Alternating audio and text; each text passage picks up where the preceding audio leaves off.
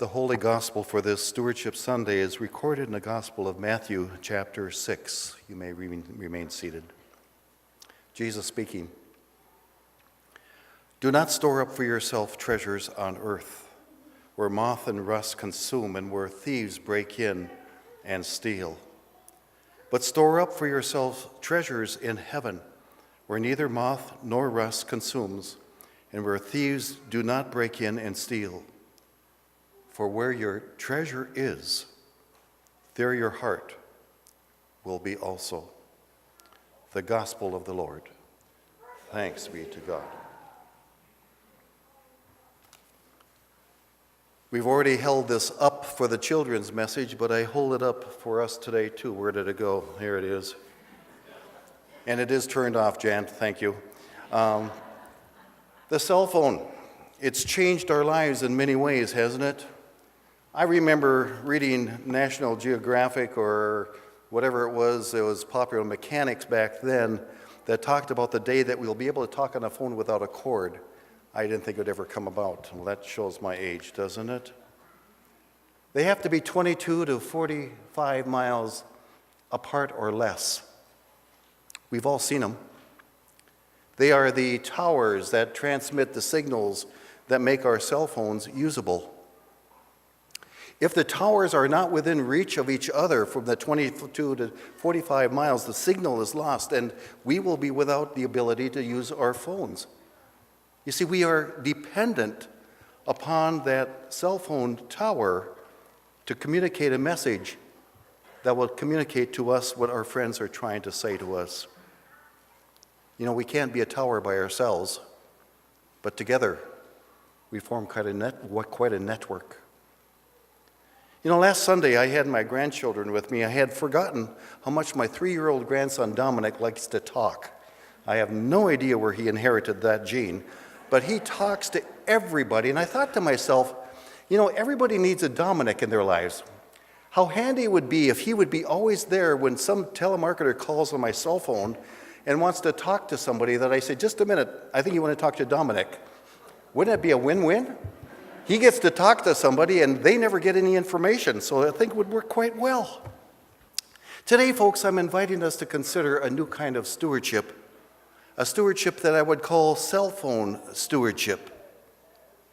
Each of us as God's people have been given a calling to tell the story of Jesus and his love that continues to completely overcome us.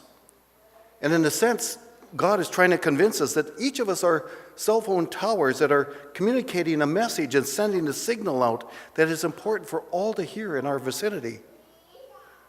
In the past, we've talked about stewardship as being good stewards of time, talent, and our treasures. Yes, we need that. But today, I'm inviting us to consider that we are also called to be good stewards of the message. Good stewards, caretakers of the message of that amazing love of a Christ that accepts us just as we are. That message that promises to forgive us no matter what we've done and always offers us the gift of new beginnings. Individually, we can see ourselves as towers transmitting a message. But today I'm talking about the way in which that we join our efforts together as a congregation and as a place called our Saviour's Lutheran.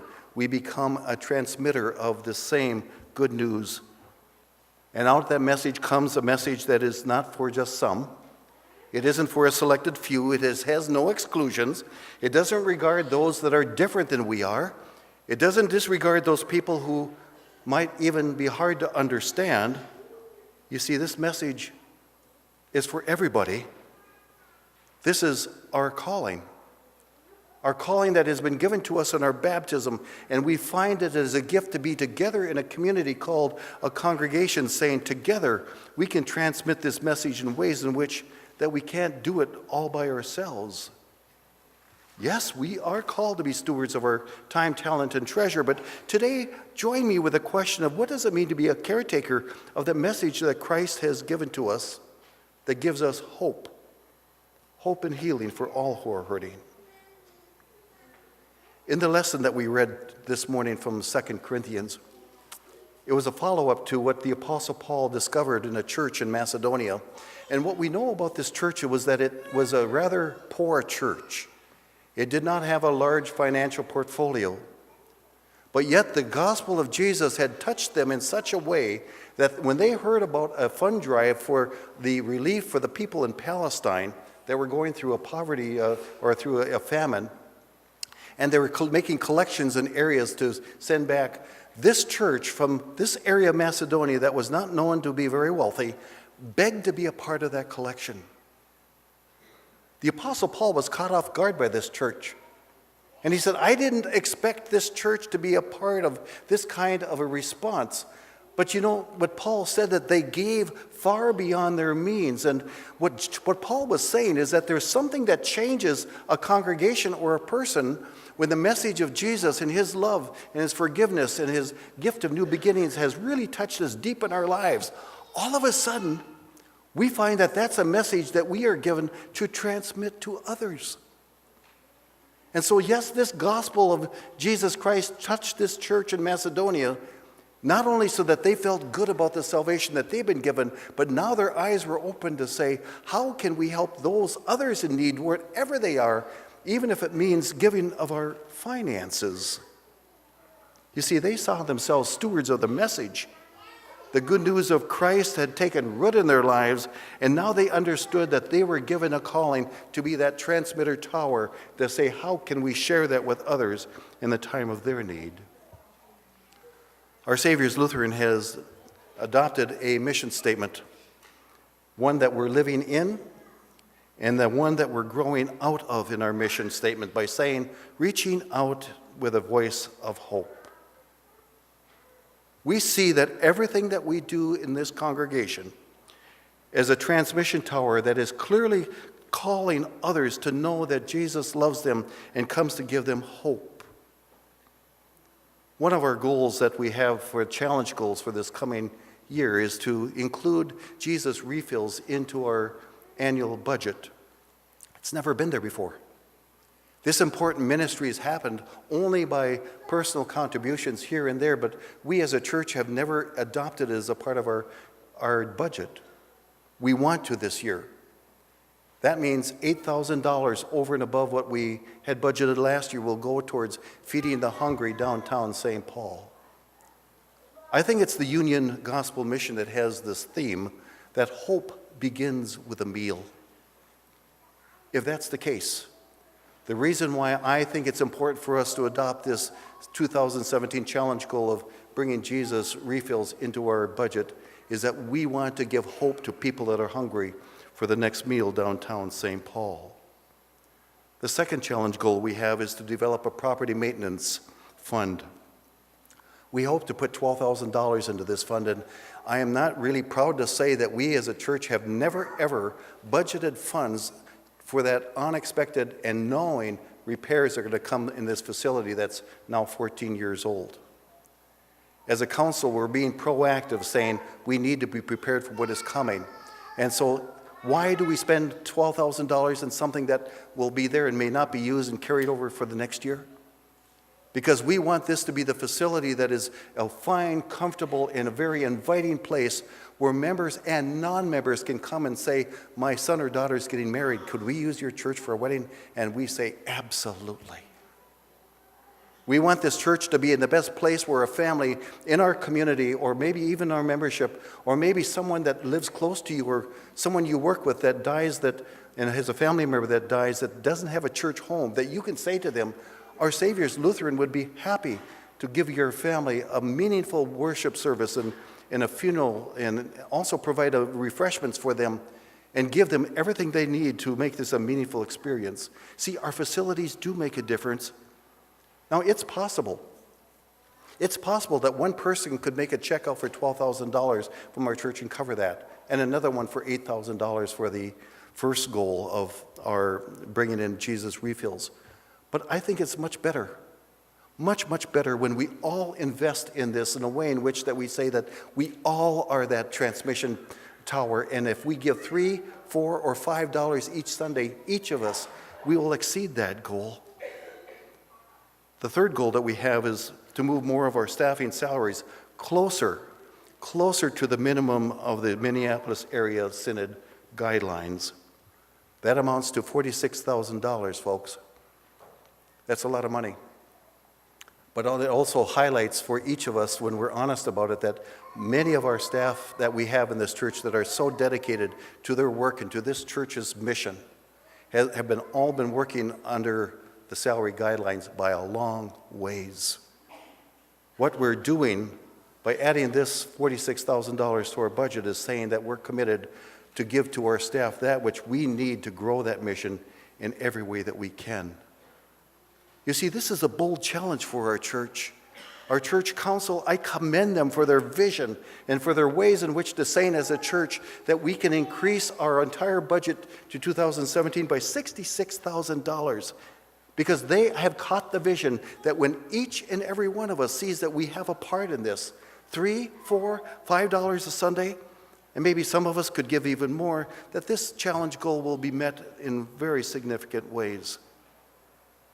Our church staff and our church council have been already given this challenge, and many of them have already committed what they would wish to increase in their giving for the next year.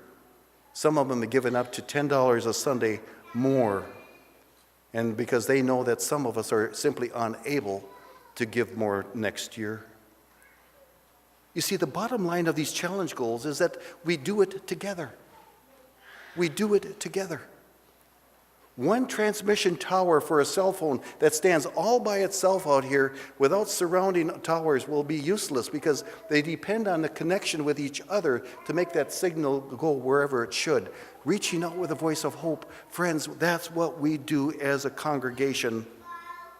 Why am I so committed to this church and to the challenge goals of 2017? It's because of people like Audrey. Audrey came to our church in frail health and was not able to get here to worship on her own, so members from church gave her rides to come to church. And as she became more sick, our Befriender program had visitors going to visit her in her home. And then she became quite ill, and we lost contact with her. And then we just found out last week she was in a memory care unit in Columbia Heights. After making a hospital visit in Vagnes Heights, I stopped by to see Audrey. I went into this memory care unit, and there she looked up from where she was sitting in her bed, putting on her orange stocking cap like she was getting ready for hunting, really it looked like. And then she looked up and she saw me and she said, "Pastor Dan, it's so good to see you." You see, Audrey likes me. Actually, she says she loves me, and maybe there's something about this face that she just can't forget. I don't know. But you know, there's something about being loved by somebody who sincerely has some passion for the same passions that you have that warms your heart. The first question Audrey asked me was this: "Pastor Dan, can I have communion?" A memory care unit, asking questions about church and having communion? Yes, Audrey, we certainly can. We chatted about other things, and I thought to myself, here is a person that's been touched by the love of Christ through this church's ministry. And even though she is down in Columbia Heights, she knows that this church, in one way or another, through a befriender or a pastor, will make a visit and give her that meal of life in Christ's body broken, his blood shed for us. That's what it means to reach out with a voice of hope. That's why we are so committed to give to our staff, whatever form it is, whether it's persons in the office or people, pastoral care members, and those of us who work with youth, the opportunity to reach out to people wherever they are, reaching out with a voice of hope. We do this to maintain this facility so that we can offer this facility to other people and to other future generations. You see, when I was ready to leave, Audrey gave me a big, big hug, and those frail arms that wrapped around me held so tight, and she would not let go. And she said to me, "Pastor Dan, our Saviour's Lutheran is the best thing that has ever happened to me in my whole life." Why does my wife Jan and myself willingly and gladly increase our giving beyond the suggested guidelines for 2017 challenge goals? is because we, like Audrey, have found this church to be something more than special, but a place where Jesus is at work in and among us.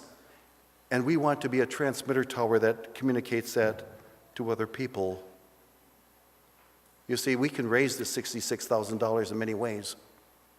But the healthiest ways that we can raise this is that we all find within us that we have a part in this challenge. If we can give that $3, $4, $5 a Sunday or more, fabulous. But if we can't, some of the rest of us would want to give so that you don't feel like you're left out.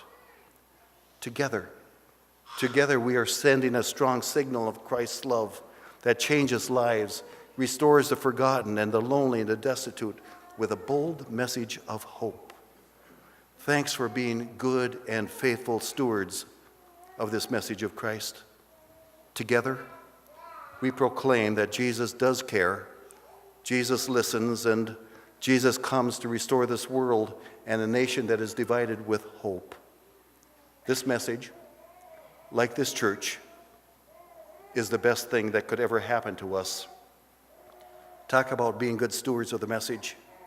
Now that's good news worth sharing and shouting for everyone to hear. Amen.